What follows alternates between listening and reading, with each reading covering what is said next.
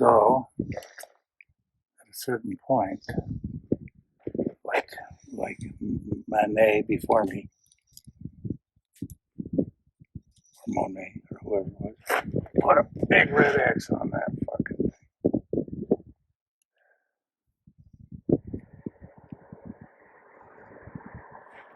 Ooh, look behind us.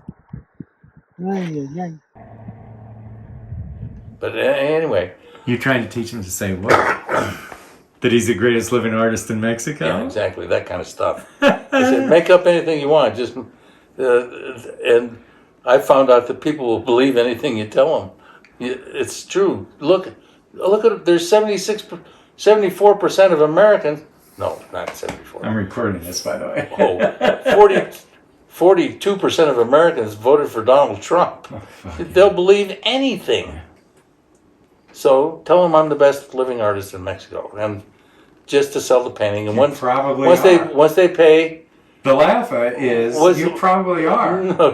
Oh no, you're a lot better painter than you think you are. Well, I must be if you think I am, because that's just not. Anyway, there somebody on one of my plein air painter sites the other day said, "Who's your favorite plein air painter?" And people were listing their favorite plein air painters, and somebody listed Daniel Rueffert, and I said, "What?" I said, "Very funny, young lady." She said, "Not funny." That's better. Right. I said, "Well, she's right. She's right." I know my faults. Please. Well, of course you do. Of course you do. But you've also been painting for how many years? I've been painting for a lot of years and making a living at it for a long. Well, my life, yeah. Yeah. Fuck. And you're how old now? 72. So yes, probably. There's no room for argument saying that I'm not a professional artist.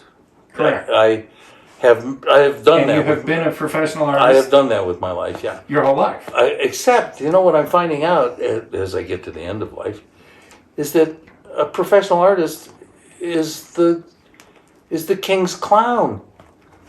There's nothing good about being a professional artist, except that you don't have other bosses. That's the cool part.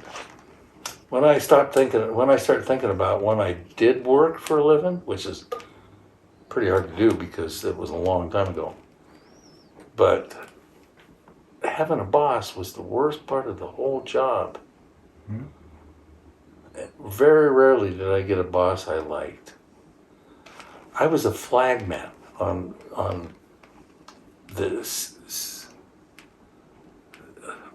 interstate that went around Baltimore for about 4 months, while the guy that got me the job as the flagman, who was making the same money I was what they called drilling redheads into the side of concrete. They'd sit on the edge of a concrete slab and drill holes in the side of it to hook into the next concrete slab. They were like things. They called them redheads, and they'd drive these posts in. But they spent their day sitting there, bent over, with a big drill, drilling cement. And I got to sit there and wave traffic and watch the girls drive by with the short skirts, some shorter than others. I got Christmas cards from people driving by because I was having so much fun out there. And my boss was what made it all possible.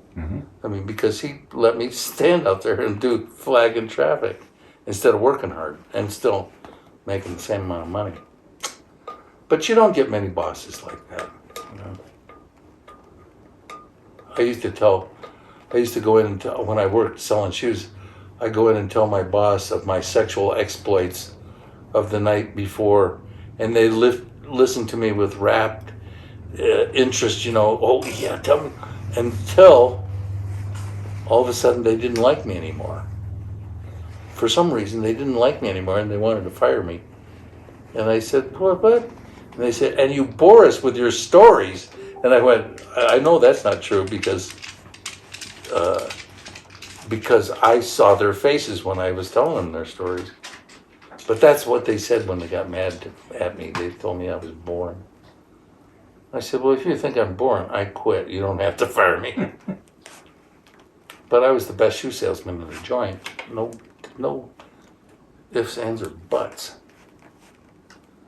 I was a pretty good shoe salesman. I could pick a style. When a woman walked through the door, I knew the style that was going to go on her foot. Right. And when she came and sat down, I said, I got just the shoe for you. And I'd bring it out and slip it on her foot. They love it. And they'd look and they'd go, wow, that looks nice. I say, I knew it when I saw you. And they'd buy that. I was the best shoe salesman.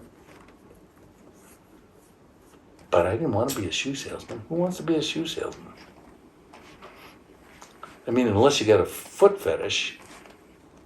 I would imagine if you had a foot fetish, a shoe salesman would be a great job. You Yeah, I guess it would. you get to hold everybody's foot in your hand. I worked in a men's clothing store. You'd have to have a weird fetish to enjoy that. Yeah, that's not much fun. No, I wouldn't think so. But then I went from selling shoes. I was I selling. sold shoes at the men's store, so I have sold some shoes too. I was selling shoes one night to this guy who said, man, you need to be in a better job. I said, what do you mean? He says, you're a good-looking young guy. He says, you could be making a lot of money. You don't have to. You're selling shoes for a living. I said, yeah, well. I said, I'm studying art. He said, well, what you need to do, he says, I have an employment agency.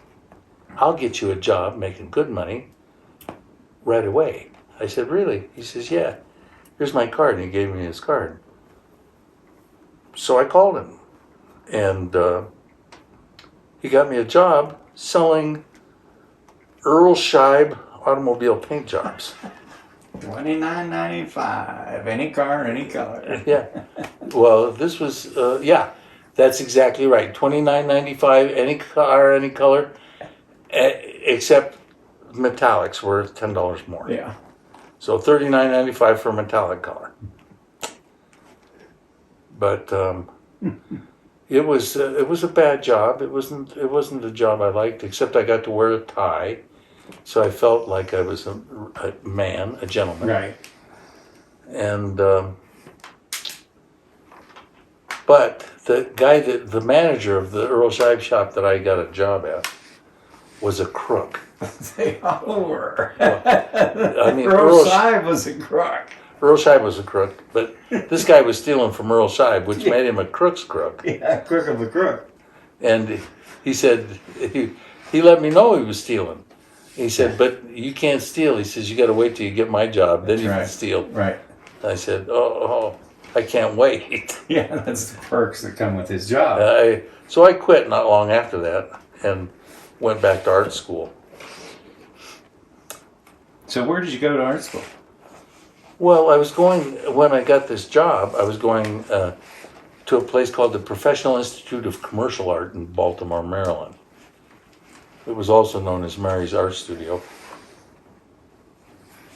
In Baltimore. in Baltimore. What year was that? 1970, I think 1970, maybe 71. 71.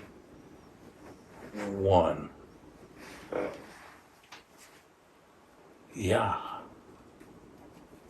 Yeah, I'd already been out of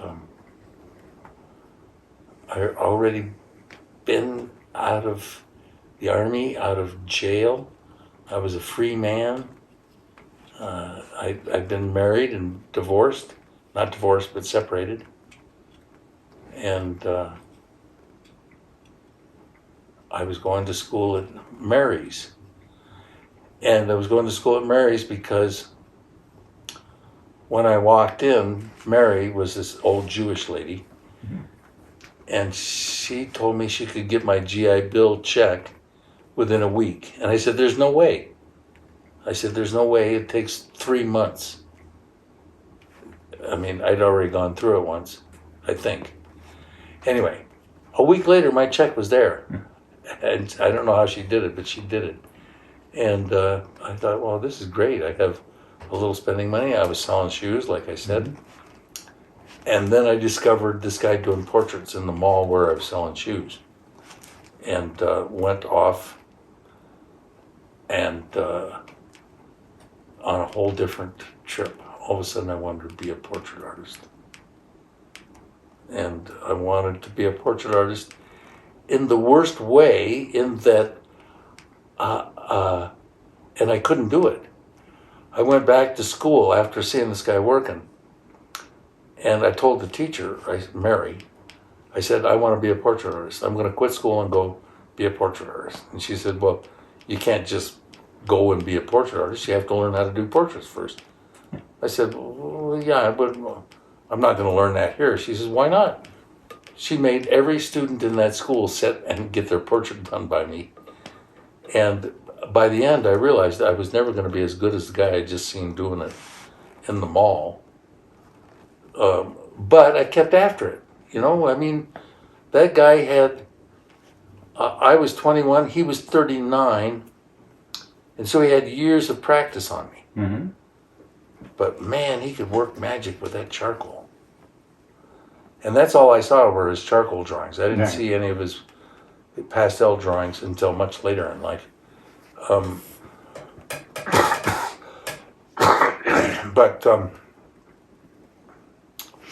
Yeah, those 3 days changed my life. And I don't know when I eventually started liking my portraits, but they eventually started looking like the people that were sitting for me. And not always a pleasant, not always a pleasant look. Some people would look at him and go, do I really look like that? I go, well, sort of. You know, you kind of do. And people didn't, you know, if you go and pay somebody to paint your portrait, you don't want them to paint your portrait. You want them to paint you at your best.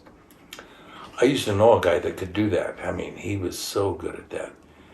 His portraits would look exactly like the person sitting in front of him on their very best day ever. Mm-hmm. I mean, the perfect smile. I don't know how the fucker did it, but he was good at it.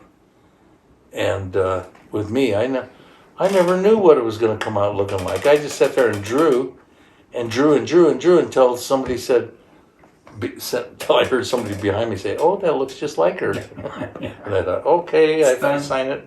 Sign it. If nobody came up and said that, I'd work for hours and hours. But so eventually, I started drinking while I was doing portraits, and I got better at it. At doing portraits, not drinking. I got worse at drinking.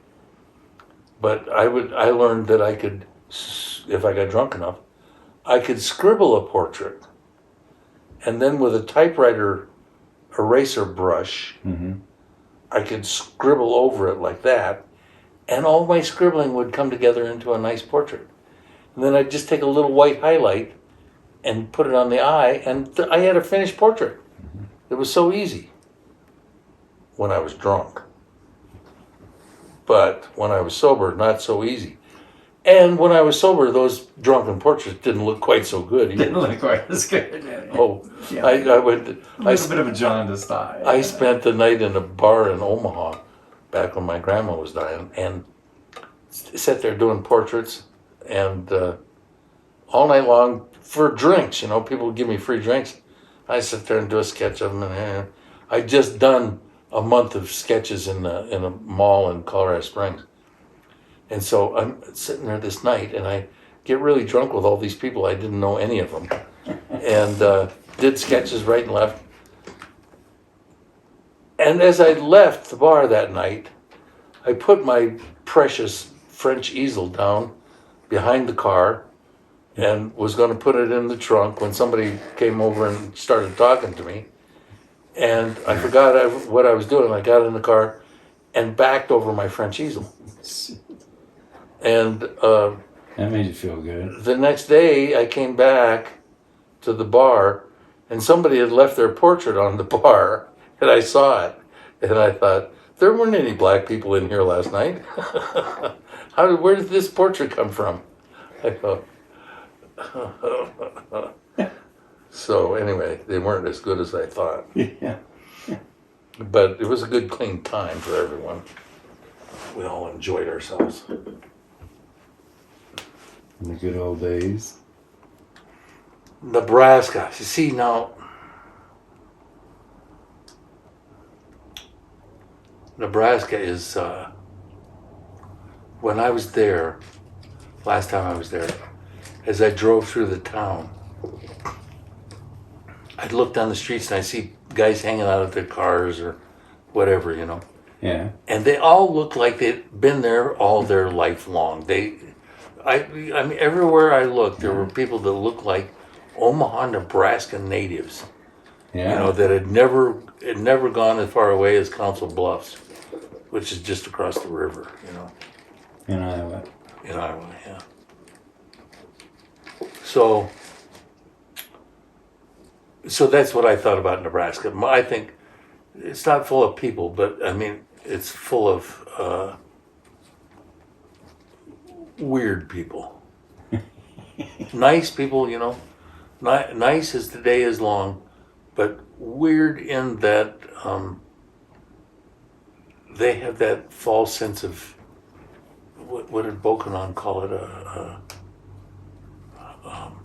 A caress, a false caress of the American dream. You know, we all think we have some sort of interconnecting thing between us because we're American, but the truth is, only half of America feels that way, and it's a weird thing to feel in this day and age. Yeah. You know, when you realize, you know, what America has actually done from beginning to end, especially now that we've got the Black Lives Matter coming out and all this shit. I mean, people being subjected to slavery and just writing it off like it had no effect on history at all. You know, it's like, hey, they're not slaves anymore. Yeah. They can do whatever they want now. Well, I'm not holding them back. Bullshit. Fucking idiots. And the blacks that have gotten ahead have gotten so far ahead, they're so much smarter than their white counterparts that it really scares the shit out of white people that one day, when the time comes, black people will become the superior Americans. I mean, they've got street smarts, which is something that white people never bothered picking up, you know? I don't know if street smarts, if they've had street smarts so long that it becomes part of their DNA, but I mean, they could lose it in a generation of wealth, you know. I suppose that's a possibility, but I guess that's possible. but I don't think so. I think that's something that's ingrained, you know. It's sort of like If you the Jews will never forget the Holocaust, and nor should they. And blacks will never forget slavery, nor should they. And whites are doing everything they can to forget both of them. Yeah, but you got to remember, most of our ancestors were the scum of Europe. Well, I don't Scum of really Great know. Britain, certainly. I don't really know about my ancestors in Europe, except my grandfather was a doctor, evidently, and to a fine German family. Okay. But we don't know anything. I have connected on Facebook with a couple of Ruefferts Okay. from Germany Okay. and from German Ruefferts. German Ruefferts and a couple of Georgian Ruefferts.